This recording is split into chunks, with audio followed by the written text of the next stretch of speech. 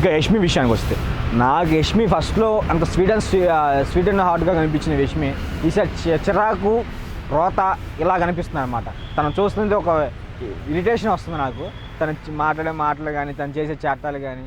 So అది మాత్రం నాకు చాలా ఇరిటేషన్ వస్తుంది. ఎందుకో ఏంటంటే సో నిన్న పాయింట్ టు పాయింట్ చెప్పుకోవాలని అంతగా తన గురించి చెప్పాలని ఏం లేదు.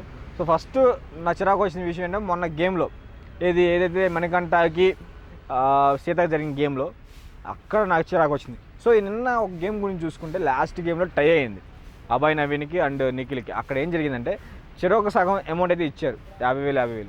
అలాగే అప్పుడు కూడా టై ఉంటే ఇద్దరికి ఫుడ్ వచ్చేది కదా. సో అక్కడ అది చేయలేదు. అక్కడే నాకు పెద్ద చిరాకు వచ్చింది సోనియా మీద, యష్మి మీద.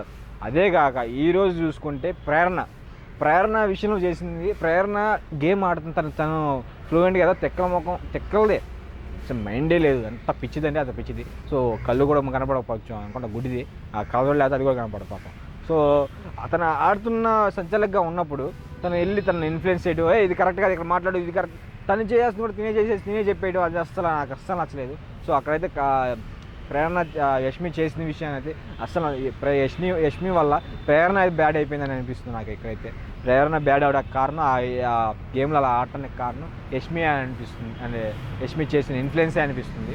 సో ఇక్కడైతే నాకు అదే పొజిషన్లో నేను ఉంటే, ప్రేరణ పొజిషన్లో నేను ఉంటే కనుక యష్మి అయితే 2 పీకేవాడిని, అంత ఇన్ఫ్లుయెన్స్ చేస్తుంది. బట్ కానీ ప్రేరణ కాబట్టి నేను బెస్ట్ ఫ్రెండ్ కాబట్టి తన మాట ఏందన్నమాట.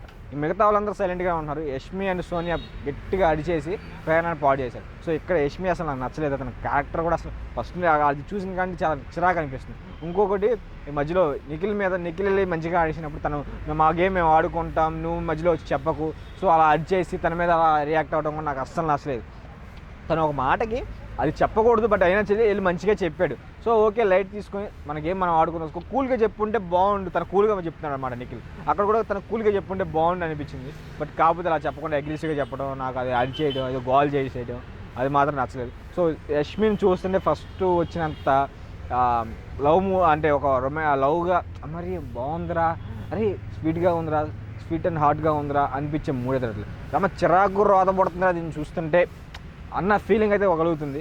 సో నేనైతే యష్మిని చాలా అంటే చాలా ఇదిగా అనిపించింది అన్నమాట. చాలా తగ్గిపోయింది నా దగ్గర, ఆ లెవెల్ అనేది తగ్గిపోయింది. సో అక్కడ ఒకవేళ తను టీమ్గా ఉండొచ్చు, టీంలో తన టీంని సేవ్ చేసుకోవడానికి ఉండొచ్చు. బట్ రాంగ్ వేలో తనకు జరిగితే న్యాయం, అన్యాయం, వేరే వాళ్ళు జరిగితే న్యాయం, రాంగ్ అన్నట్టు పోర్ట్రేట్ చేయకూడదు, అది కరెక్ట్ కాదు అని చెప్పేసి. తన వైపు రాంగ్ ఉన్నప్పుడు అందరి వైపు రాంగ్ ఉంటుంది, తనకి రైట్ అయితే అందరికీ రైట్ ఉంటుంది. సో ఇది మర్చిపోయి అయితే గేమ్లో పార్టిసిపేట్ చేస్తున్నట్టు అనిపిస్తుంది. తనని అందరిని ఇన్ఫ్లుయెన్స్ చేయడం కానీ, గట్టిగా మాట్లాడేసి చేసుకోవడం కానీ ఏది అస్సలు నచ్చలేదు.